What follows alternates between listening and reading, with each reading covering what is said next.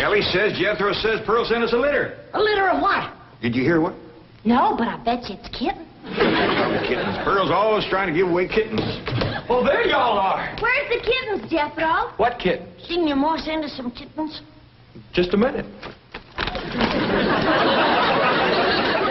No, just a letter. Jethro, how could you think that kittens would... Well, come on, sit down. Let's hear what Pearl's got to say.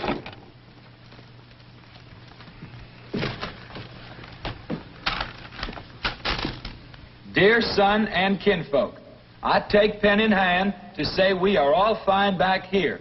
How are you all out there? Just fine, Pearl. That's right. Jethro, I hope you are making good marks in school out there. Ma thinks I'm going to school. Are you in the 5th grade like you would be here? Doggy, Jethro, I clean forgot about putting you in school. We're going to have to get you started today. Can I go, too? Well, now, I think Miss Hathaway's got plans to put you in some girls' school. Can I go, too? Jethro, I just said it was a girls' school. That's why I want to go. I like girls. I don't. Let's get finished with the letter. After that, we'll take care of school. Your sister, Jethrine, had a narrow escape. A city dude tried to take advantage of her. What does that mean, Paul? Well, that's, well, Granny will explain that to you later. Tell us more about the city dude, Jethro. His name is Jasper He. Jasper He. That's a funny name. Oh, there's a dot in there. His name is Jasper. He wears patent leather shoes and spats on them. Don't sound too neat, does he? He seen your sister at the cabin when I went there to keep an eye on it for Cousin Jed. I know what Pearl went there to keep an eye on. Mr. Brewster. Well, now, Granny, Pearl's a widow woman. She got a right to look. I ain't knocking it. I got my eyes open myself. At first, I thought the city dude worked for Mr. Brewster, so I drove back out to the cabin to give him a piece of my mind. I could put a bug in that Mr. Brewster's ear. Look out for feathers. Feathers? The more Pearl has her eye on a man, the more feathers she sticks in her hat. That's right. 3 and 8 came in flowing 2,000 barrels a day. And it looks like the new strike's going to be even better. There's no doubt about it. This is one of the richest pools we've ever hit. Yep, everything from here is good news.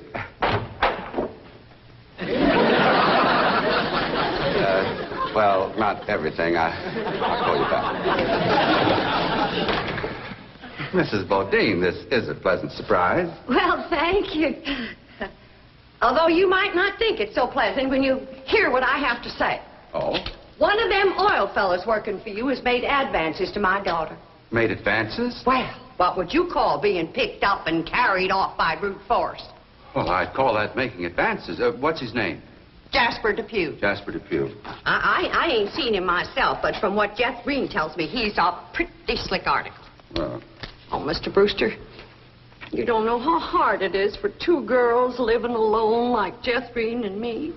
You see, my son Jethro's in California with Cousin Jed, leaving us no man to protect us. I'm a widow woman, you know. I guess wherever you have 2 unattached girls living alone, there's bound to be trouble. Especially when the girls are the kind that men call lookers. Did you say his name is Depew? Jasper Depew. Calls himself Jazzbo. Oh, Jethro says he's a flashy dresser and a fancy talker and drives a sporty car. Regular big city dude. I guess Jethro's kind of like me when it comes to tall, handsome city fellas.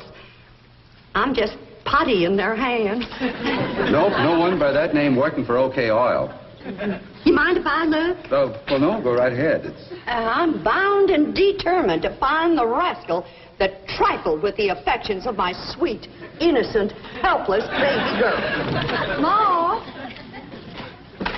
Jethrine, I thought I told you to stay in the buggy. I seen Jasper Depew coming. Here? Yes'm. Oh, well, thank goodness we got Mr. Brewster to protect us. Oh, there he is. Mr. Brewster throwed his arms around me and helped me in his strong embrace. What's an embrace, Paul? Well, that's when folks kind of twine their arms around one another. You mean like wrestling? It's sort of like wrestling, except they ain't mad. It's like wrestling for fun. I reckon you could say that. Then we heard a knock on the door, and we knowed it was Jasper He. Better look for that dot again. Oh, yeah. We knowed it was Jasper. He was there to get Jethro. Her beauty had set his heart to burning with flamin' desire. What's flaming desire, Paul? Well, Granny will explain that to you later. Well, I'll try. But you're sure counting a heap on my memory.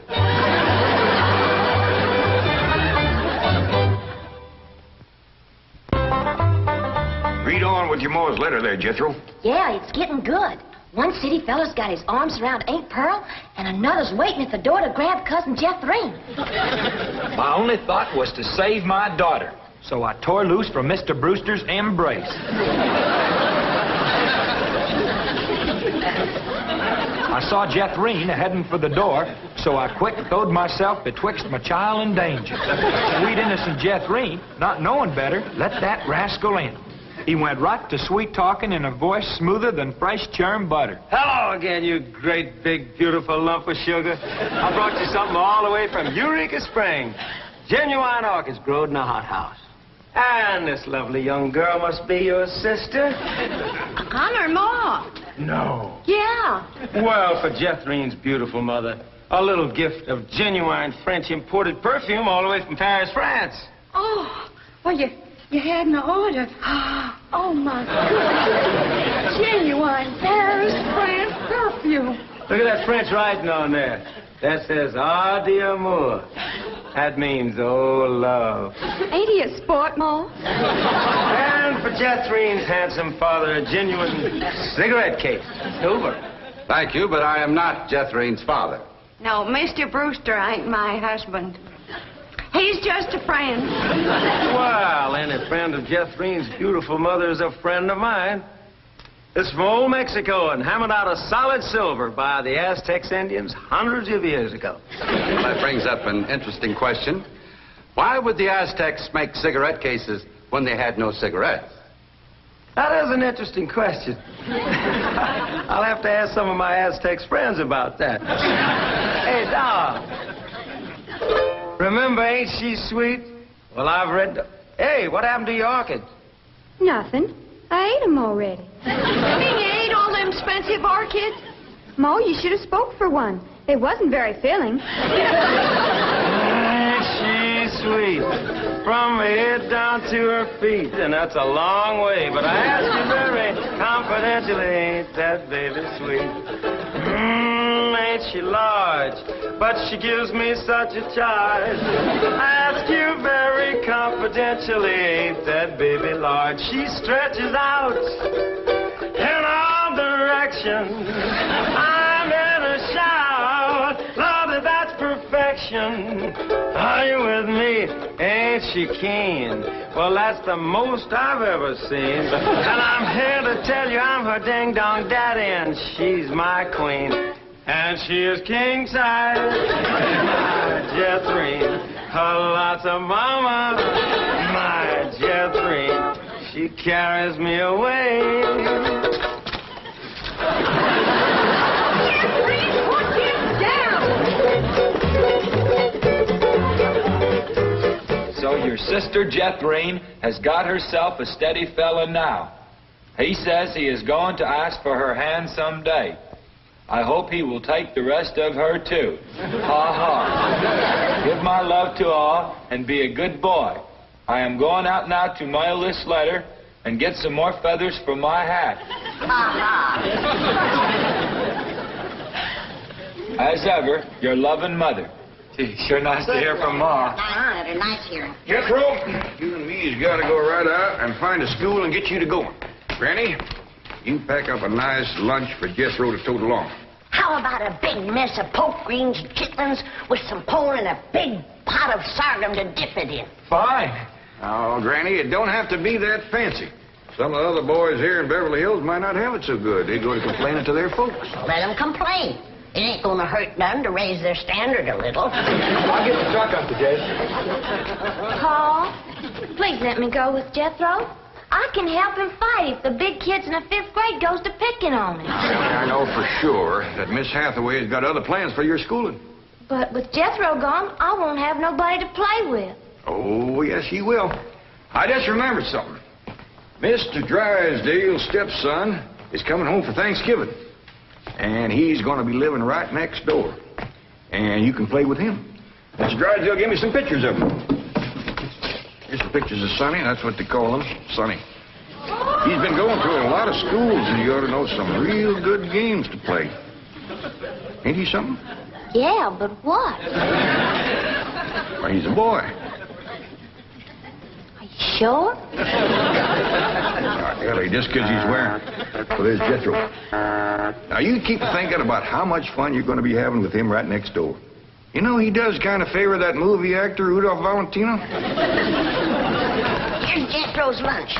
I didn't have time to fix much, but it'll hold him till he gets home from school. I got a real surprise in there. I've been saving it for a special day, and I reckon this is it. What is it, Granny? Deviled hawk eggs. Doggies. Makes me wish I was going to school.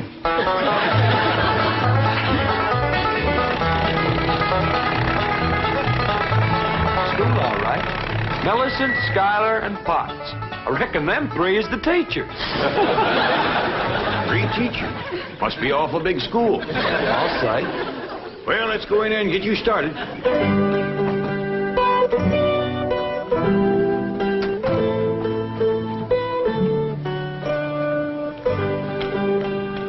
There you are.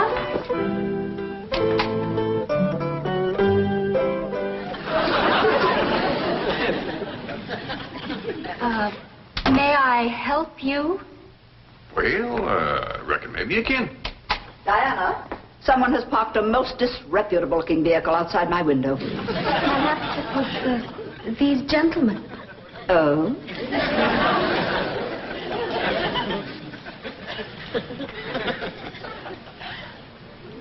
Yes?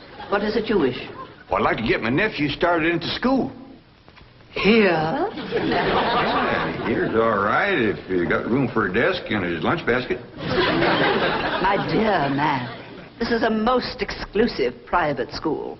The tuition is quite expensive. Well beyond your means, I'm sure. Does that mean it costs a lot of money? That is precisely what it means. Well, I can pay you if it ain't over $25 million. 25 million? Yes, ma'am, that's all I got. Dollars? Yes, ma'am. In cash. Yes, ma'am. This is obviously a practical joke perpetrated by one of my envious competitors. What is your name? Jed Clampett, ma'am, and this here... And you expect me to believe that you have $25 million? Well, no, not on me, ma'am, but my neighbor, Mr. Drysdale, he's keeping it in his bank for me.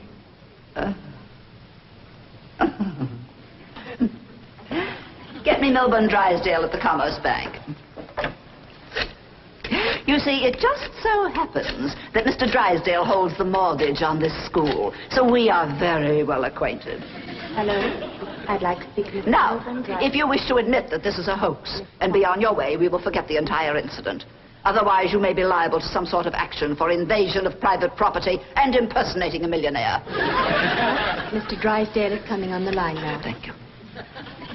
This is your last chance, Mr. Clampett. My next call will be to the police. Very well. Mr. Drysdale, Millicent Schuyler Potts here. Come in, come in, come in, come in. Thank you, ma'am. Diana, tea for these gentlemen. Croppett? Oh, no, ma'am, Clampett. Diana, use the Spode tea set.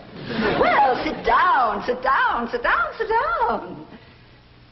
Just the 2 of us. Ellie Mae and Granny didn't come. Well, do make yourselves comfortable. Mr. Drysdale's exact words to me were, Oh, well, never mind his exact words. Apparently he values your friendship greatly, and Mr. Drysdale is a very important mortgage. Ma'am. Now then, shall we talk about your youngster who's entering our 5th grade? What is his name?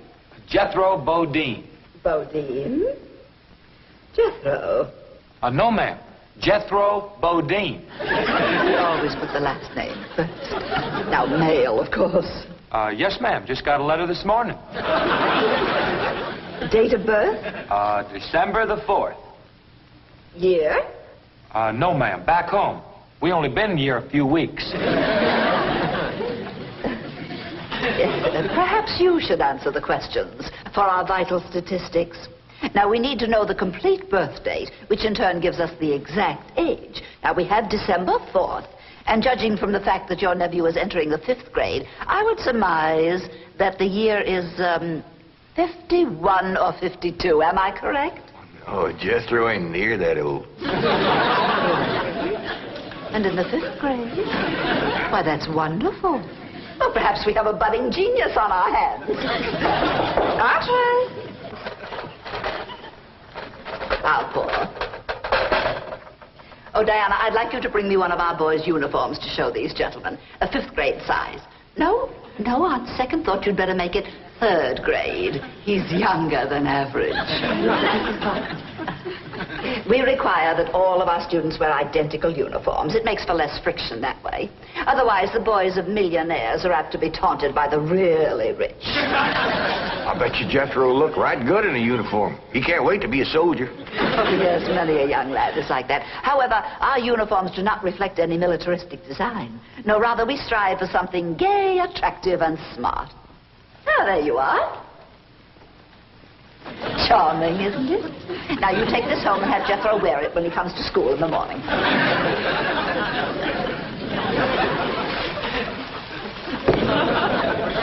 Wear this? I'm afraid Granny will have to make considerable changes in this before it'll fit Jethro. So tiny? Yes, ma'am. And in the 5th grade? Well, the boy must be a genius. Well, you may be very sure that we will bring him out. If he wears this, he'll bust out. Now then, how do you gentlemen like your tea? We don't know, ma'am. We ain't tasted it yet. Oh, you are the fun-loving one, aren't you? Yes, ma'am.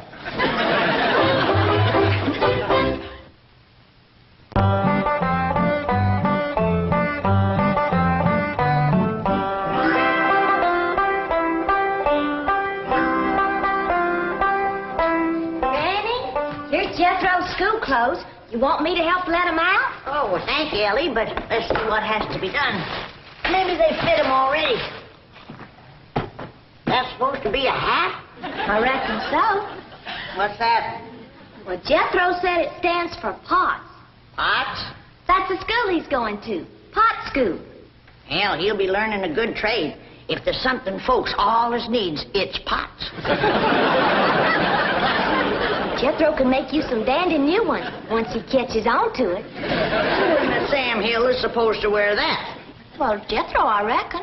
Jethro couldn't have wore that at 3. Well, Paul said it'd take some letting out. Letting out? There ain't enough seams in the whole world to let that out. How's it going, Granny? Are you getting my uniform already? Jethro Bodine? No, Granny. Over to school, it's Bodine Jethro. Ellie Mae, leave the room. You got no shame running around here in your underpants? Granny, these ain't underpants. They swimming trunks. You wrap that towel around you before I cut a switch. But, Granny, Miss Hathaway says... I don't care who says what. I'll be glad when your ma gets out here to take you in hand and to make you some school clothes. These things ain't never gonna fit. But, Granny, I gotta have these in the morning. It's a rule. All us kids over there's gotta wear these. And that coat, too. Yeah. I sure wish your ma was here with her sewing machine. Pearl's a whiz at making clothes. Now that you're going to be keeping company with Jazzbo Depew, you're going to need some nice clothes. I like the little fella, Ma. I'm glad, Debbie. But you got to stop picking him up all the time. He ain't heavy. That ain't the point. It don't look fitting for a girl to run around carrying a fella. All right. I won't pick him up anymore. Till we get married. Why would you pick him up then? To carry him over the threshold. You ain't supposed to carry him. He's supposed to carry... No, that's ridiculous. I declare, I don't know how I'm going to keep you in clothes the way you're shooting up. I start a new outfit, and by the time I get it stitched together, you've outgrown it. My new shoes is already too tight for my feet. Oh, them feet. If they get any bigger, you're going to have to go outside to turn around. My feet ain't as big as Jethro's. Well, of course not. He's a boy. Just think, your brother Jethro's going to school in Beverly Hills, California. Yeah. I'm homesick for to see him, Ma. Me too, Jethro. I'll bet your rich Uncle Jed has Jethro duded up like one of them actors in movie pictures.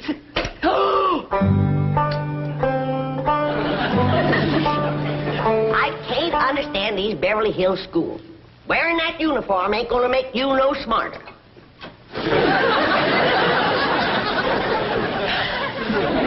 Miss Potts said I had to wear it this morning. And she's the boss teacher.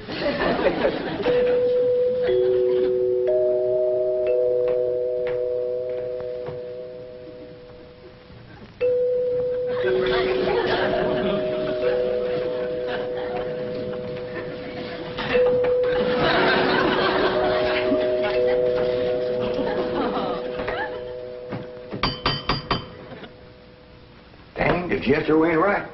Every time that music plays, somebody comes to the door. Good morning. Surprise! Surprise! Good morning, Miss Potts. I decided to come by and drive our diminutive genius to school myself. What? Your nephew, Jethro. Oh, yes, ma'am. Jethro! Come on down here. You got to ride to school. Well, that's mighty nice of you, ma'am. Oh, tut. I'm going to give the boy my personal special attention. I feel that when one... Well, howdy there, Miss Potts. You come to take me to school? Yeah, betcha she is. I want you to be a good boy, make good marks so your ma will be proud of you. This is your nephew? Ma'am, you met him yesterday, remember? Of course, he does look a mite different in his uniform. Granny had a time getting it to fit, but she done it. You are in the 5th grade? Oh, yes, ma'am. Just finished 3 years in the 4th. But I can't. It's impossible. Oh, that ain't nothing. He got through the 1st grade in only 2 years.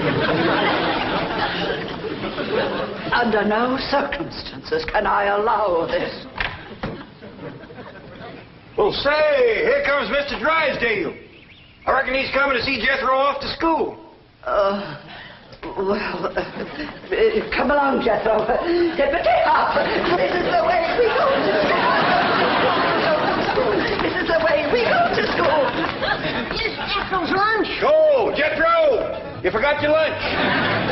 Now, Jethro, you share your grits and fat back with Miss Potts today.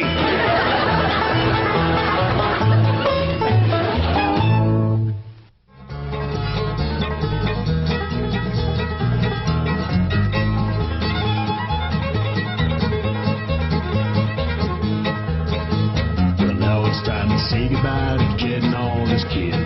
They would like to thank you folks for kindly dropping in. You're all invited back next week to this locality to have a heaping helping of their hospitality. Hillbilly, that is. Said a spell. Take your shoes off. Y'all come back now. Here